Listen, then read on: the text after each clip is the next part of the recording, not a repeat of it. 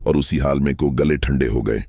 ताब न लाकर हजरत खबाब ने उन बेदर्दियों की फरियाद रहमत आलम से की तो आपने उनके लिए दुआ फरमाई, खुदाया अखबाब की मदद कर। चनांचा दुआ रंग लाई और अहम अनमार के सिर में कोई बीमारी हो गई।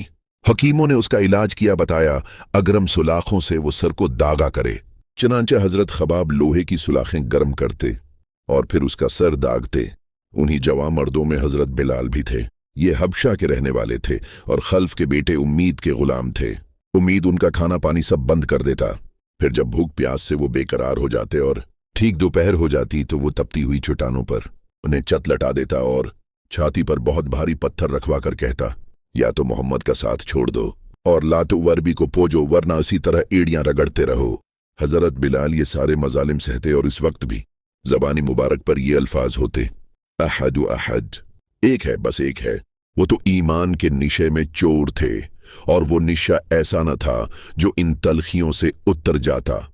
चनांचा जोश के आलम में वो बार बार यही अल्फाज दोहराते।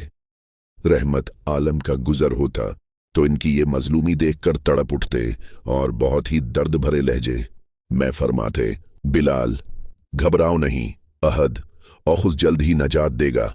वर्का बन नौफल का गुजर होता तो वो कहते, बिलाल बिख्तावा एक ही है, हाँ वो एक ही है। फिर वो जालिमों की तरफ मतवजा होते और कहते, खुदा की कसम अगर तुम लोगों ने उसी तरह उसकी जान ले ली तो मैं उसकी कब्र को ज़ियारत गाह बनाऊंगा।